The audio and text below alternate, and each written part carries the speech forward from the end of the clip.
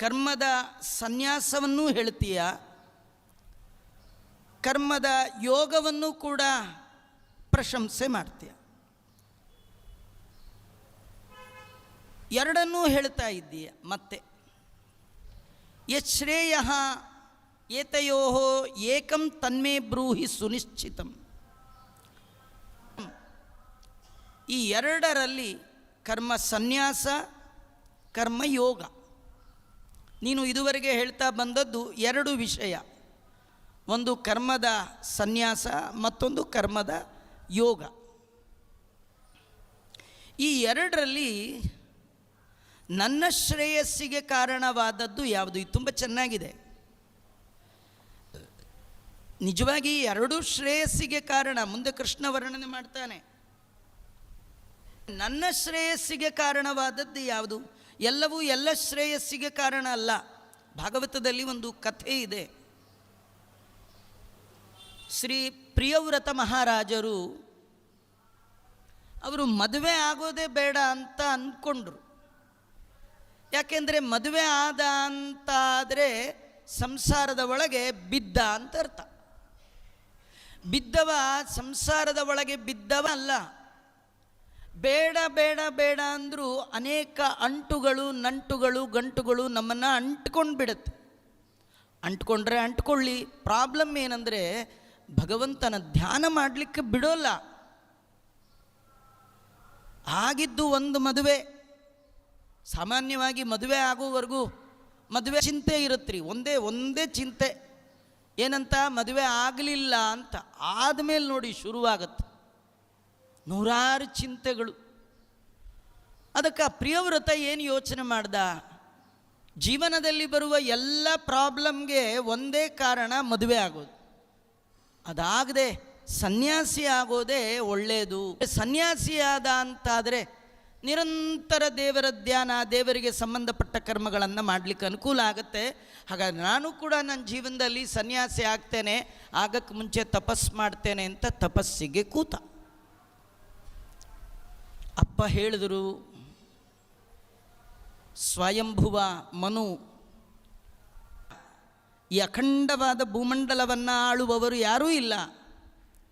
ನೀನು ಇದಕ್ಕೆ ರಾಜನಾಗಬೇಕು ಅಂತ ಎಷ್ಟು ಕರೆದರೂ ಅಪ್ಪನ ಮಾತು ಕೇಳಲಿಲ್ಲ, ಬರೋಲ್ಲ ಅಂದ.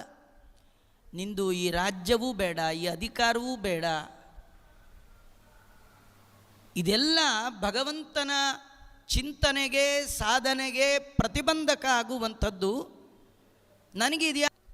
ಕಡೆಗೆ ಅವನ ಗುರುಗಳು ನಾರದರು ಅವರು ಹೋಗಿ ಕರೀತಾ ಇದ್ದಾರೆ. ಬ್ರಹ್ಮದೇವರ ಮಕ್ಕಳಾದ ನಾರದರು, ಇಲ್ಲ ನಿನಗೆ ಬೇಡ, ತಪಸ್ಸು ಬೇಡ, ನೀ ಸನ್ಯಾಸಿ ಆಗಬೇಡ, ನೀನು ರಾಜನಾಗು. ಗುರುಗಳ ಮಾತಿಗೂ ಕೇಳಲಿಲ್ಲ. ಗುರುಗಳ ಮಾತಿಗಿಲ್ಲ, ಅಪ್ಪನ ಮಾತಿಗಿಲ್ಲ, ಎಲ್ಲರ ಮಾತನ್ನು ಬೇಡ ಹೇಳಿ ಮಂದರ ಪರ್ವತದಲ್ಲಿ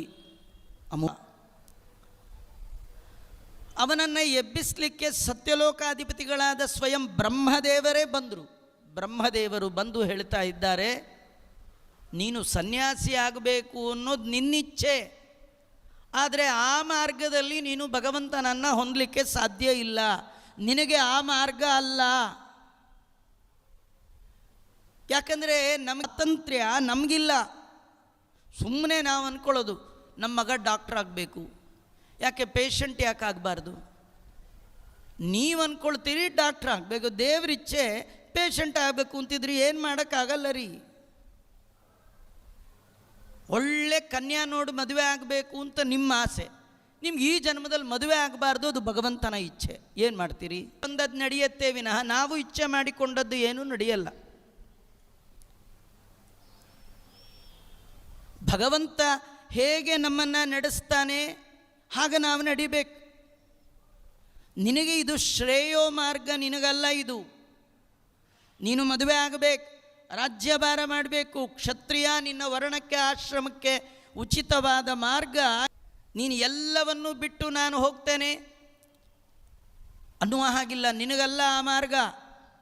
ಆಪ್ರೇಷನ್ ಥಿಯೇಟ್ರಲ್ಲಿ ಪೇಷಂಟ್ ಮಲಗಿಸಿ ಡಾಕ್ಟ್ರು ಒಂದು 5 ನಿಮಿಷ ಜಪ ಮಾಡಿ ಬರ್ತೀನಿ ಅಂತ ಹೊರಟುಬಿಟ್ರೆ ಹೋಗಬಾರ್ದು. ಅವನಿಗೆ ಜಪ ಅಲ್ಲ, ಅವನಿಗಾಗ ಯಾರಿಗೆ ಯಾವುದೋ ಅದೇ ಭಗವಂತನ ಆರಾಧನಾ. ಹಾಗಾಗಿ ನೀನು ಆ ಮಾರ್ಗದಲ್ಲಿ ಹೋಗಬೇಡ ಅಂತ ಬ್ರಹ್ಮದೇವರು ಅವನನ್ನು ತಡೆ ಹಿಡಿದು ಕರ್ಕೊಂಡು ಬರ್ತಾರೆ.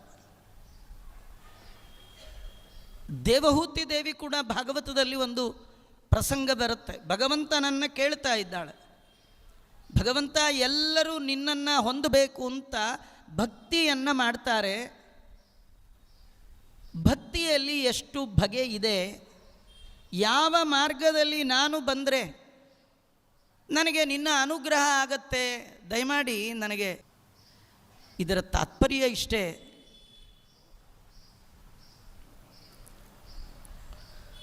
ನಾವು ಅಂದ್ಕೊಂಡದ್ದು ನಮಗೆ ಶ್ರೇಯಸ್ಸಿಗೆ ಕಾರಣ ಆಗೋಲ್ಲ. ನಿನ್ನೆ ಬಂತು, ತದ್ವಿದ್ಧಿ ಪ್ರಣಿಪಾತೇನ ಪರಿಪ್ರಶ್ನೇನ ಸೇವೆಯ. ಗುರುಗಳ ಬಳಿಗೆ ಹೋಗಬೇಕು, ಗುರುವಿನ ಪಾದವನ್ನು ಗಟ್ಟಿಯಾಗಿ ಹಿಡಿಬೇಕು, ಗುರುಗಳ ಸೇವೆಯನ್ನು ಮಾಡಬೇಕು. ಅವರು ನಮಗೆ ಯೋಗ್ಯವಾದ ಮಾರ್ಗವನ್ನು, ನಾವು ಹೋದದ್ದೇ ಮಾರ್ಗ ಅಲ್ಲ, ಗುರುಗಳು ತೋರಿಸಿದ ಮಾರ್ಗ. ಅವರನ್ನು ಕೇಳಬೇಕು, ನಾನು ಯಾವ ಮಾರ್ಗದಲ್ಲಿ ಹೋದರೆ ನನಗೆ ಶ್ರೇಯಸ್ಸಿಗೆ ಕಾರಣ ಆಗುತ್ತೆ. ಇಲ್ಲಿ ಅರ್ಜುನ ತನ್ನ ಗುರುವನ್ನಾಗಿ ದೇವತೆಗಳಿಗೂ ಗುರುವಾದ ಕೃಷ್ಣನನ್ನೇ ಹಿಡಿದು ಬಿಟ್ಟಿದ್ದಾನೆ. ಕೃಷ್ಣ ಎಂಥ ಗುರು? ಕೃಷ್ಣಂ ವಂದೇ ಜಗದ್ಗುರುಂ ಜಗತ್ತಮಗುರುಂ ದೇವದೇವಂ ನಮಾಮಿ. ದೇವತಾನಾಂ ಶ್ರಿಯೋಪಿ ಚ ಜ್ಞಾನಸ್ಫೂರ್ತಿ ಸದಾ ತಸ್ಮೈ ಹರಯೇ ಗುರವೇ ನಮಃ. ಬ್ರಹ್ಮಾದಿ ಸಮಸ್ತ ಚೇತನ ಪ್ರಪಂಚಕ್ಕೆ, ಲಕ್ಷ್ಮಿಗೂ ಕೂಡ ಅರಿವನ್ನು ಕೊಡುವ ನಿಜವಾದ ಗುರು ಭಗವಂತ ಕೃಷ್ಣ. ಹಾಗಾಗಿ ಆ ಕೃಷ್ಣನಲ್ಲಿ ಪಾದಾಕ್ರಾಂತನಾಗಿ ಅರ್ಜುನ ಕೇಳ್ತಾ ಇದ್ದಾನೆ, ಶ್ರೇಯ ಏತಯೋ ಏಕಂ ತನ್ಮೇ ಬ್ರೂಹಿ ಸುನಿಶ್ಚಿತ. ನೀನು ಎರಡನ್ನು ಹೇಳಿಬಿಟ್ರೆ ನಿನ್ನ ಎಲ್ಲ ಮಾತುಗಳು ನಂಬಿಕೆಗೆ ಯೋಗ್ಯವಾದ ಮಾತು. ಆದರೆ ಆಚರಣೆ ನಾನು ಮಾಡುವಾಗ ನನಗೆ ಕನ್ಫ್ಯೂಷನ್. ಏನು ಮಾಡಲಿ, ಇದನ್ನು ಮಾಡಲೋ ಅದನ್ನು ಮಾಡಲೋ, ಇದನ್ನು ಮಾಡಲೋ. ಎರಡು ಬಸ್ ಹತ್ತಿ, ಎರಡು ದೋಣಿ ಹತ್ತಿ ನಮ್ಮ ಗುರಿಯನ್ನು ಸಾಧಿಸಲಿಕ್ಕೆ ಸಾಧ್ಯ ಇಲ್ಲ. ಯಾವುದಾದ್ರೂ ಒಂದು ಹತ್ತಬೇಕು, ಸ್ವಲ್ಪ ಲೇಟ್ ಆಗಲಿ ಸ್ವಲ್ಪ ಬೇಗ ಆಗಲಿ. ಒಂದು ಬಸ್ ಹತ್ತು ಹೋಗೋದೇ ಜಾಣರ ಲಕ್ಷಣ ವಿನಃ. ಅರ್ಜೆಂಟ್ ಹೋಗಬೇಕಿತ್ತು, ಎರಡು ಬಸ್ ಬಂತು, ಇದ್ರೊಳಗೊಂದು ಕಾಲಿಟ್ಟೆ ಅದರೊಳಗೊಂದು ಕಾಲಿಟ್ಟೆ ಅಂದರೆ ಅವನು ಗುರಿ ತಲುಪಲ್ಲ ಅವನು. ಹಾಗಾದರೆ ಈ ಎರಡರಲ್ಲಿ ಇದುವರೆಗೆ ನೀನೇನು ಪ್ರತಿಪಾದನೆ ಮಾಡ್ತಾ ಇದ್ದೀಯಾ? ಕರ್ಮದ ಸನ್ಯಾಸ, ಕರ್ಮದ ಯೋಗ, ಈ ಎರಡರಲ್ಲಿ ನನ್ನ ಶ್ರೇಯಸ್ಸಿಗೆ ಕಾರಣವಾದದ್ದು ಯಾವುದು? ನಾನು ಏನು ಮಾಡಲಿ, ಸನ್ಯಾಸ ಮಾಡಲೋ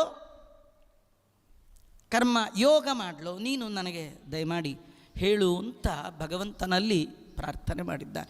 ನೋಡಿ, ಈ ಎಲ್ಲ ಪ್ರಾರ್ಥನೆಯ ಸಾರವೇ ಗಾಯತ್ರಿ. ನಾವು ದೇವರಲ್ಲಿ ನಿತ್ಯ ಕೇಳೋದದೇ, ಧಿಯೋ ಯೋ ನ ಪ್ರಚೋದಯಾತ್. ನಮ್ಮ ಬುದ್ಧಿಯನ್ನು ಮಾಡು, ಎಲ್ಲ ಇಂದ್ರಿಯಗಳನ್ನು ಬುದ್ಧಿಯನ್ನು ಎಲ್ಲವನ್ನೂ ಪ್ರೇರಣೆ ಮಾಡುವ ಹೇ ಪರಮಾತ್ಮ, ಸನ್ಮಾರ್ಗದಲ್ಲಿ ನನಗೆ ಉಚಿತವಾದ ಮಾರ್ಗದಲ್ಲಿ ನನಗೆ ಪ್ರೇರಣೆ ಮಾಡು ಕೇಳ್ತೀವಲ್ಲ. ಹಾಗೆ ಇಂದ್ರಿಯಗಳ ಅಭಿಮಾನಿಗಳಿಗೆ ಒಡೆಯನಾದವ ಇಂದ್ರದೇವರ ಅವತಾರಿಯಾದ ಅರ್ಜುನ ಕೃಷ್ಣನನ್ನು ಆಗ ಭಗವಂತ ಮತ್ತೆ ಸನ್ಯಾಸ ಮತ್ತು ಯೋಗ ಎರಡರ ಬಗ್ಗೆ ಮತ್ತೂ ಹೇಳ್ತಾನೆ. ಯಾಕೆಂದರೆ ಒಂದೇ ವಿಷಯವನ್ನು ಮತ್ತೆ ಮತ್ತೆ ಮತ್ತೆ ಹೇಳೋದ್ರಿಂದ ಅದು ದಾರ್ಢ್ಯತೆಗೆ ಕಾರಣ ಆಗುತ್ತೆ, ನೆನಪಿನಲ್ಲಿ ಉಳಿಯುತ್ತೆ. 10ನೇ ಮರ್ತೋಗೋವಂಥ ಜನ ನಾವು. 10 ಸತಿ ಹೇಳಿದ್ರೂ ನೆನಪಿರಲ್ಲ, ಇನ್ನು ಒಂದೇ ಸತಿ ಹೇಳಿದ್ರೆ ನೆನಪಲ್ಲಿ ಉಳಿಲಿಕ್ಕೆ ಸಾಧ್ಯವ? ಕೃಷ್ಣ ಹೇಳ್ತಾನೆ, ಸನ್ಯಾಸ ಶ್ರೀ ಭಗವಾನುವಾಚ ಸನ್ಯಾಸ ಕರ್ಮಯೋಗಶ್ಚ ನಿಶ್ರೇಯಸಕರ ಉಭೌ ತಯೋಸ್ತು ಕರ್ಮ ಸನ್ಯಾಸತ್ ಕರ್ಮಯೋಗೋ ವಿಶಿಷ್ಯತೆ.